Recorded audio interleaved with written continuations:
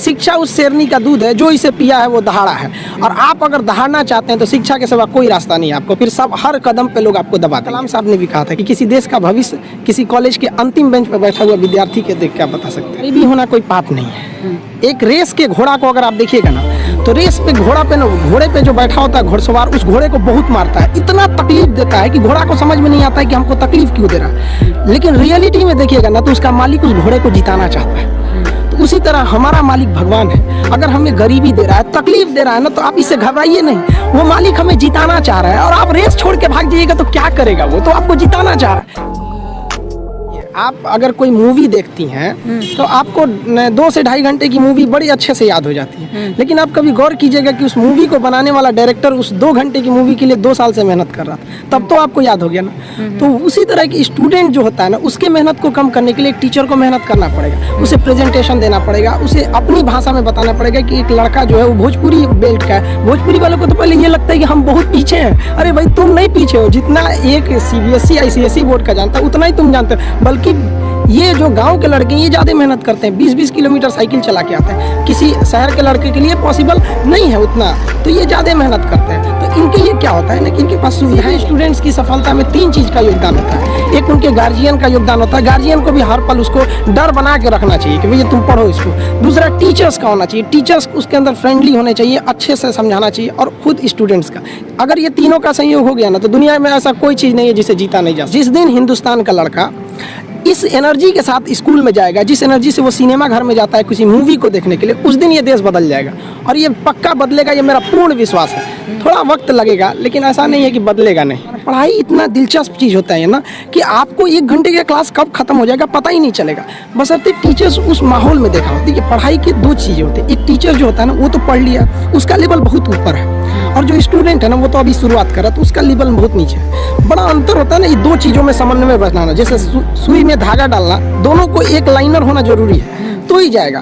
तो इसलिए क्या करना है कि टीचर्स को अपने लेवल को थोड़ा सा नीचे लाना। उसके लिए आसान है टीचर को कि भाई जो समझा रहा है बड़े लैंग्वेज में, उसको देहाती लैंग्वेज या नॉर्मल लैंग्वेज में समझाए, अपने लेवल को थोड़ा सा नीचे। और लड़के का भी ये कर्तव्य बनता है, माँ बाप का भी कर्तव्य बनता है कि उसको हमेशा प्रेरित करेंगे, थोड़ा सा तुम घर से थोड़ा सा मेहनत करके आओ इसमें कि सर आज क्या पढ़ाने वाले हैं। जैसे ये हो जाएगा फिर कोई समस्या नहीं आएगी। तो टीचर स्टूडेंट दोनों की ओर से होना चाहिए इस चीज़ को। लेकिन टीचर को समझना चाहिए कि आप पढ़े लिखे हैं, आपसे गलती ना हो, इसलिए आप लड़कों को उनकी कमजोरी तक में बताएं। यहाँ पर बहुत से लड़के होते हैं, वो तो सवाल ही नहीं पूछ पाते हैं डर के मारे।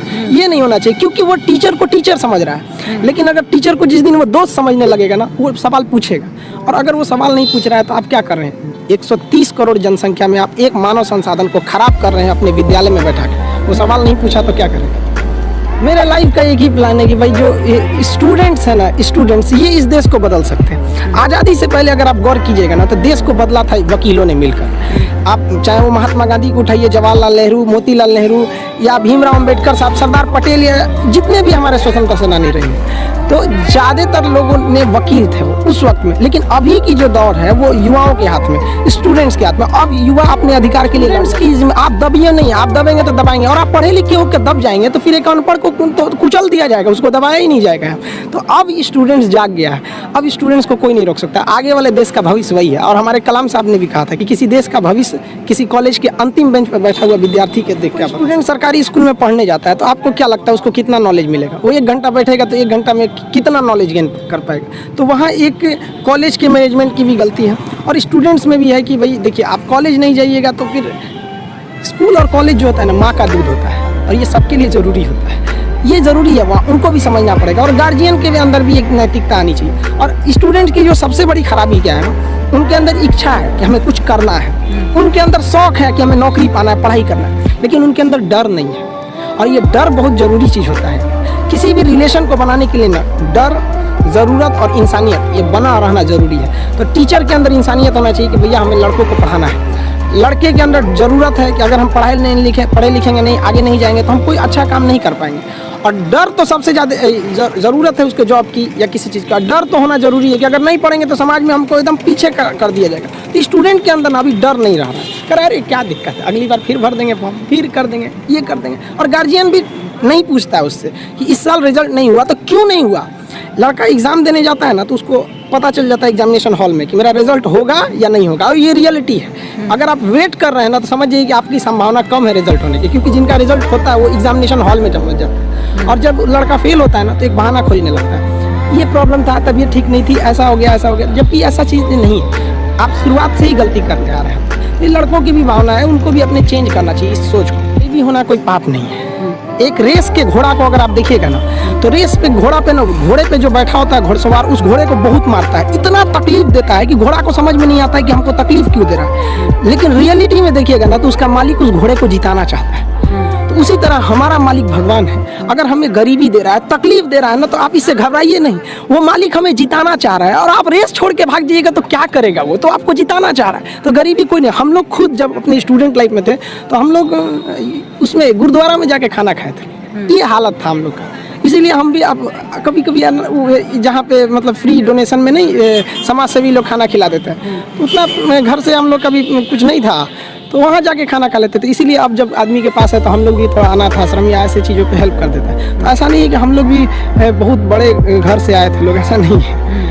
तो गरीबी कोई बाधा नहीं उत्पन्न करती है, लेकिन अगर आपके दिमाग में बैठ जाएगा हम गरीब हैं, कुछ नहीं कर सकते, ये सब, अगर एक डॉक्टर ये सोचने लगे ना कि हम डॉक्टर हैं, तो फिर मरीज का अच्छा से इलाज नहीं कर पाए। अगर डॉक्टर ये सोचे ना कि हम भी मरीज हैं, और ये सोच के वो इंजेक्शन लगाए कि हम अपने को लगा रहे हैं, तो फिर उस मरीज को थोड़ा कम दर्द होगा। तो टीचर जब ये सोच के पढ़ाने लगेगा ना कि हम टीचर हैं, तो फिर स्टूडेंट को समझने में दिक्कत आ जाएगी। तो टीचर को ये सोचना चाहिए ना कि हम भी आ जाए एक स्टूडेंट की तरह ही, और एकदम मिनिमम भाषा, मतलब एकदम नॉर्मल भाषा में उसे समझा। जहाँ तक बात कहें ना कि सीबीएसई बोर्ड या जो बड़े लोग होते हैं उनके बच्चे अच्छे हैं, तो देखिए एक बात बताते हैं, हथियार कितना भी खतरनाक और बड़ा क्यों ना हो जाए, चलाने वाला खतरनाक होना चाहिए। तो कॉलेज और स्कूल कितना भी अच्छा क्यों ना हो, पढ़ने वाला स्टूडेंट के अंदर मेहनत होना चाहिए। हिंदी मीडियम वालों के अंदर मेहनत ज़्यादा होता है, गाँव के लड़कों के अंदर बहुत मेहनत होता है। उसके पास पसीना होता है ना, तो एसी नहीं चलाता है, गमछा से मार लेता है पसीना, हाथ में रुमाल बांध लेता है कि पसीने से कॉपी न भीगे वहाँ पर। उसके पास तकिया नहीं होता है मोड़ने के लिए, हाथ मोड़ के लगा लेता है तकिया, वो पढ़ता है सुबह उठ के। तो ऐसा नहीं है, उनके पास मेहनत है, वो बहुत मेहनत करते हैं। लेकिन उनके साथ सबसे बड़ा कमी क्या है कि आज से 5 साल पहले उनके पास कोई ऐसा साधन नहीं था कि उन्हें अच्छे टीचर मिल सके। अब तो डिजिटल ही हो गया। ये सबसे फायदा हुआ है गाँव वालों के लिए कि आप डिजिटल, आप गाँव के किसी कोना में बैठ के इंडिया के किसी टीचर से पढ़ सकते हैं। ये सबसे बड़ा फायदा है। और अमीरों को यहाँ पहले बेनिफिट मिलता था कि जो गाँव का लड़का है, बिहार का है, यूपी का है, उड़ीसा का है, गाँव का परिवार, वो दिल्ली जाके कैसे पढ़ेगा? अब कोई दिक्कत नहीं है, आप एक नॉर्मल मोबाइल लीजिए। गाँव से इतना बड़ा है, आप 135 करोड़ आबादी में आपको चेंजिंग देखने में बड़ा समय लग जाएगा इसमें। लेकिन हाँ, चेंजिंग आई है, लेकिन इसका भी सदुपयोग करना पड़ेगा। अब आप देखिए कुछ लोग फेसबुक पे उल्टे सीधे पोस्ट कर देते हैं, समाज में सौहार्द बिगाड़ते हैं। तो ये लोग तो उसका डिजिटल क्रांति के लिए तो आप समझिए तो गड्ढा खोद रहे हैं उनके लिए। तो ये उन लोग के लिए ऐसा नहीं है। बट स्टूडेंट्स अभी भी जागरूक है, लेकिन वो बहक जाता है पढ़ने के लिए यूट्यूब फेसबुक में गायब हो जाता है। ये उनको अपने आप पे थोड़ा सा कंट्रोल रखना।